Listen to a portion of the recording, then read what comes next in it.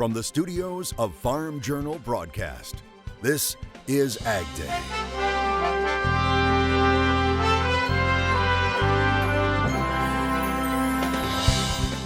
Coming up on this special edition of AgDay from Washington, D.C., a simple stroll through USDA's farmers market. It's been great quality. Taste everything that I've gotten tastes good. How's the state of the ag industry? Insights from Chip Floyd. The MFP payments that were announced, it's going to be a shot of adrenaline for the ag industry. Congress is in recess. What's next? We have an update on trade. They aired out a lot of issues. And the National Mall transforming into a mini farm.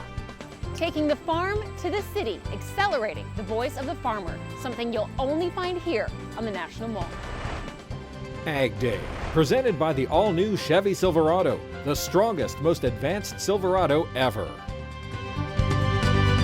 Good morning, I'm Clinton Griffiths. Welcome to this special edition of AgDay. Today, a nod to farmers, ranchers, and the importance of agriculture now on full display in Washington, D.C. with a brand new exhibit called Voice of the Farmer.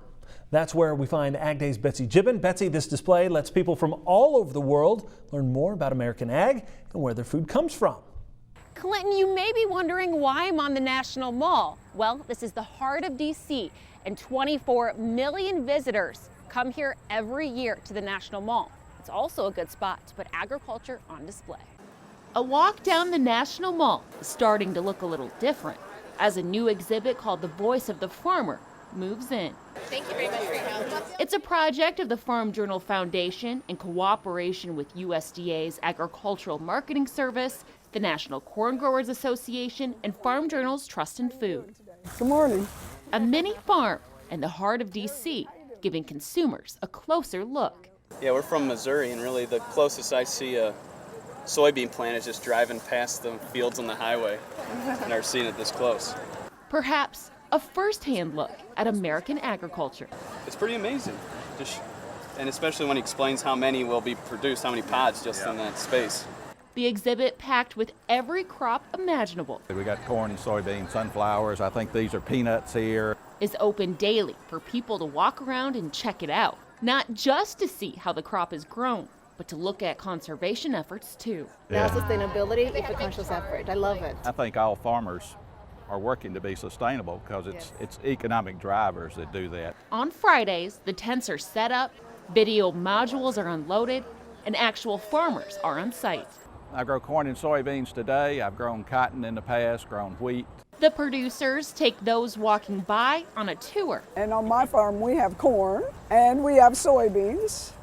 Oftentimes we have raised sunflowers, and they really are a very beautiful attractant for people as well as insects and pollinators. Answer questions. Most is field corn, right? Yeah, most everything is field corn. Okay, that's what I thought. A lot of people don't understand the difference between field corn and sweet corn. And ultimately build a relationship. Oh, nice meeting you. I hope for one thing it maybe can start a conversation between farmers and consumers about what farmers are doing to produce a safe, sustainable food supply. I think that's something that's really missing in our national dialogue. I hope when they stop by and visit with me, then they have an idea of a farmer and who a farmer is and what a farmer does. And that's the goal, to transform this small space in the heart of the capital into the heartland for a chance to show, share, and of course, make a difference. We'll have more coverage about this new exhibit, The Voice of the Farmer, and also some insights from D.C. later in the newscast. But for now, we'll kick it back to Clinton in the studio for news. All right, thanks, Betsy. Let's get to the day's top headlines. President Trump announcing the U.S. will slap more tariffs on China, continuing the trade war. Trump posting on Twitter on September 1st, putting a small additional tariff of 10% on the remaining $300 billion of goods and products coming from China into our country. This does not include the $250 billion already tariffed at 25%, end quote. This occurring shortly after the U.S. trade team arrived back from speaking with Chinese officials in Shanghai during what was reported as a visit with no significant progress. Also on trade, the U.S. trade team talking with its Japanese counterparts this week, feverishly working to clinch a deal and fast. The talks are focused on a limited agreement on agriculture, autos, and potentially digital trade. Farm Journal Washington correspondent Jim Wiesmeyer saying the hurry could be to make up for lost farm sales as a result of pulling out of the Trans-Pacific Partnership trade deal. Also, an agreement would have to be approved by the Japanese, which could be delayed well into 2020. The Dow Jones still down Thursday after it dropped over 300 points Wednesday in what was the worst day since May. The dip due to the tariff announcement and the Federal Reserve cutting interest rates by 25 basis points for the first time in over a decade. It is intended to ensure against downside risks from weak global growth and trade policy uncertainty, to help offset the effects these factors are currently having on the economy. The president giving his opinion on the rate cut, saying in a tweet, as usual, Powell let us down, continuing to say, quote, we are winning anyway, but I'm certainly not getting much help from the Federal Reserve, end quote. Farm loan bankruptcies and delinquencies are rising. That's according to the American Farm Bureau Federation. U.S. courts data showing total bankruptcies filed by state vary significantly, from no bankruptcies in some states to as many as 45 filings in others. Oregon, Nevada, New Mexico, New Jersey, Rhode Island, and Delaware had no Chapter 12 bankruptcies filed in the past year. In contrast, Wisconsin, Kansas, Minnesota led the nation. Cindy Clausen takes us to the Northern Plains for a look at conditions during today's crop comments. Cindy. Well, thanks, Clinton. Jerry Hansen from near Comfrey, Minnesota, sending us pictures of replacement heifers in a pasture with plenty of grass yet. Jerry says the area is finally receiving some drier weather to cut road ditches for hay. The drought monitor says most of Minnesota is drought-free, but it's a big difference from the start of the year.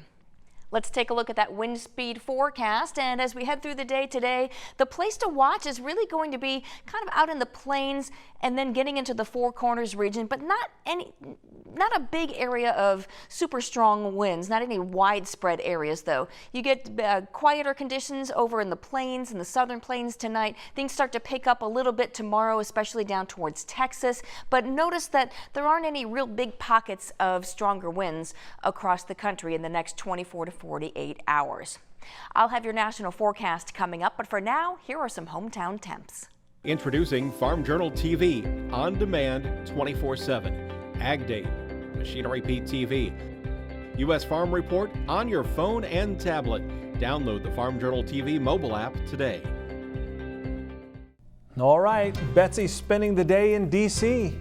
Coming up, we continue to check out this display, The Voice of the Farmer, here at our nation's capital. And then we also check in with Chip Flory to hear about the state of the industry. Closed captioning is brought to you by BASF. Grow smart with BASF. We create chemistry.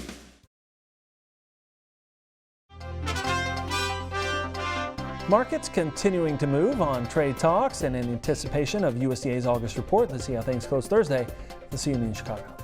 We have seen the volatility pick up substantially here this afternoon on the back of a tweet from President Trump suggesting that more tariffs were coming down the pipeline for China, about $300 million in goods, 10% on that starting September 1st. So that has put the pedal to the metal and fueled the bear here in the agricultural space. On the soybean side of things, obviously they're taking the brunt of things, as it's going to affect their demand quite a bit more. We've been making bearish technical patterns for the past several weeks. Since about June 14th, we've been making lower highs and lower lows. We saw the selling accelerate here in this afternoon's trading session on the back of a tweet from President Trump suggesting that we're going to get 10% additional tariffs on $300 million in goods, Chinese goods. And so that really accelerated the selling, probably forced some long liquidation and kind of ignited an irrational trading environment. And unfortunately, that's just kind of the world that we live in 2019. Well, a trip to Washington, D.C. wouldn't be complete without seeing our Farm Journal Washington correspondent, Jim Wiesmeyer. Now, Jim, we have to talk a little bit policy since we are here on the Capitol. Sure. August is known for recess, especially with some lawmakers. But what about USMCA? USMCA has had recent progress, especially right before they left for the long summer recess. We saw last week, right before the Senate left, Senate Finance Committee Chairman Chuck Grassley held a hearing on USMCA. So they aired out a lot of issues. So I think that left the senators going back to their various states with USMCA on the top of their mind. So I think that's constructive. As far as a vote, while the push will be once they come back in September to have a vote in September, I would say the odds favor an October or November vote on both the House and Senate floor.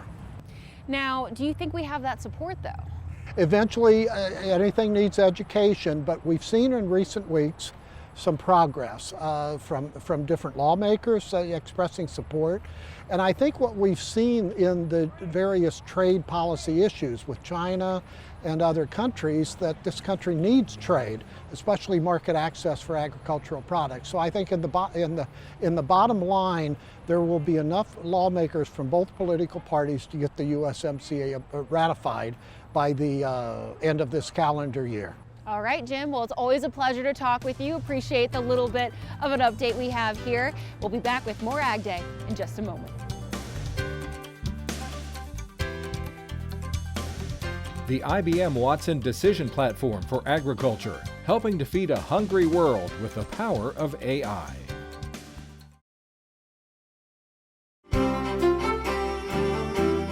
Welcome back to Ag Day. We're going to start you off with the drought monitor this morning, and there are some places to watch. Even though this really isn't a bad looking map, we are starting to see some dryness showing up. We're really starting to see that here in the northern parts of Texas and into Oklahoma, and we're also seeing some patches of dryness that are really showing up in parts of the Corn Belt. After such a wet spring, we've had some stretches of drier weather, and we're starting to see some abnormally dry conditions showing up in parts of the central and eastern Corn Belt. We'll also watch some of that spotty dryness in the southeast as well. We might cure a little bit of that as we continue to see kind of just those sporadic showers and thunderstorms with all of the heat and humidity in the southeast. We've got a stationary front that's parked right over the area as well, and so you might see some scattered showers and thunderstorms.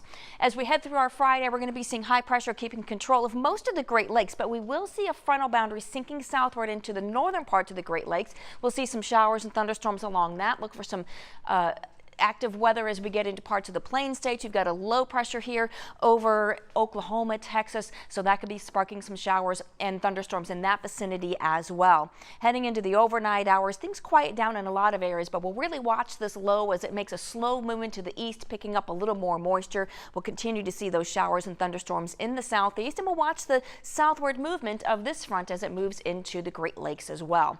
Now, the past 24 hours, the precipitation has been, especially in the southeast and around that low pressure system in the plains, and of course in parts of the central and northern plains as well. We add on the next 24 hours, and a lot of those same areas will be seeing some more rain, especially down in Florida, where our model is showing a good deal of rain to break away from that dryness.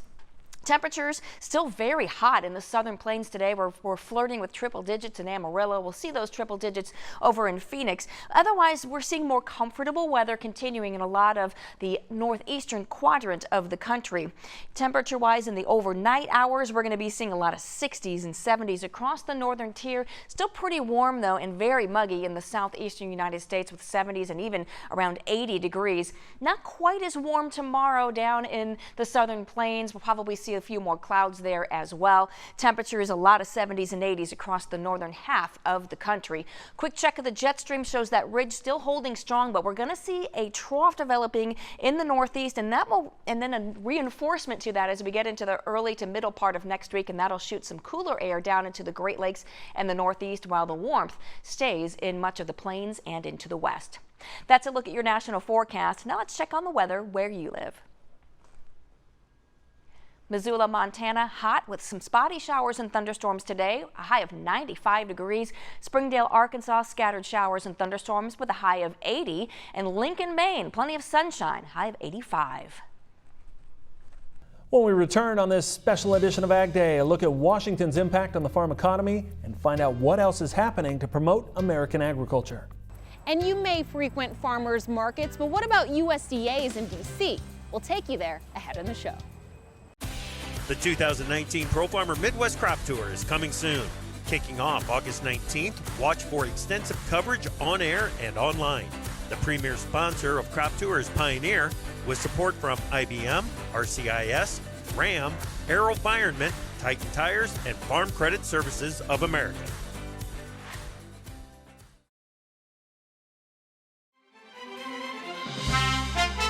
There are many changes happening in farm country over the last year in regards to price, trade, and policy.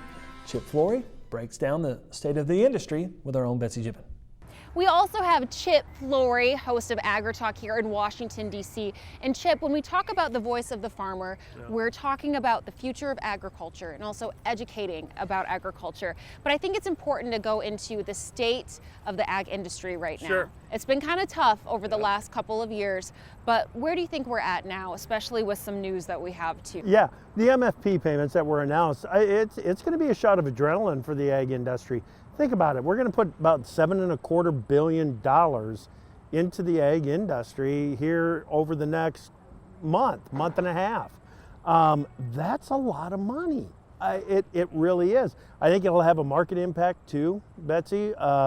That money will provide farmers that are holding grain, waiting for a better opportunity, or for whatever reason that they are holding grain, they now have some flexibility to go ahead and continue to hold that grain if they want to, because they'll get this infusion of cash. So it brings a lot of flexibility, and it will help improve the situation. Then we get our second payment, third payment. I'd almost guarantee that the third payment will be made. Really? Yeah, absolutely. We're coming up on an election year, Betsy. That's reason enough, I think, to get that payment going. But you're right. Generally speaking, do we want the MFP payments? No. We'd much rather get it from trade. If we can get our trade back, that's the answer to helping to improve the situation. All right, quick little update there. So thank you, Chip. Really appreciate the time. Again, Betsy Gibbon reporting from Washington, D.C. All right, thanks, Betsy. The new Voice of the Farmer Garden on the National Mall is one piece of a larger initiative, the exhibit, part of a Farm Journal Foundation development called America's Conservation Ag Movement. Now, the Voice of the Farmer installation is a partnership project of the Farm Journal Foundation in cooperation with USDA's Agricultural Marketing Service, the National Corn Growers Association, and Farm Journal's Trust in Food. Now, throughout the next couple of years, the goal is to introduce multiple exhibits and host different events to promote, educate, and raise awareness of agriculture. We know that conservation matters more to consumers today than ever before, because they are more interested in understanding the origin of their food. And so this garden really represents, it's a living representation of our U.S. agriculture system. It has all of the great crops of our country: corn, soybeans, wheat, vegetables, and fruit. And it also has technologies that farmers and ranchers and growers use every day to create the most affordable, wholesome food in the world. I think the exhibit has the potential to take some of the production methods that farmers use every day that consumers don't understand and that are a mystery to them, and humanize that and make them have this understanding that, yeah, that makes sense. I understand now why farmers are doing that, and it's because of the expectation I as a consumer have on the way I want my food produced. This fall, a mobile tour will bring the Voice of the Farmer experience to 7 major universities and the National FFA Convention. All right, we continue our coverage on the Voice of the Farmer with a quick visit to USDA's weekly farmers market, where farmers are the star of the show, one bowl of peach ginger soup at a time. Closed captioning is brought to you by BASF. Grow smart with BASF. We create chemistry.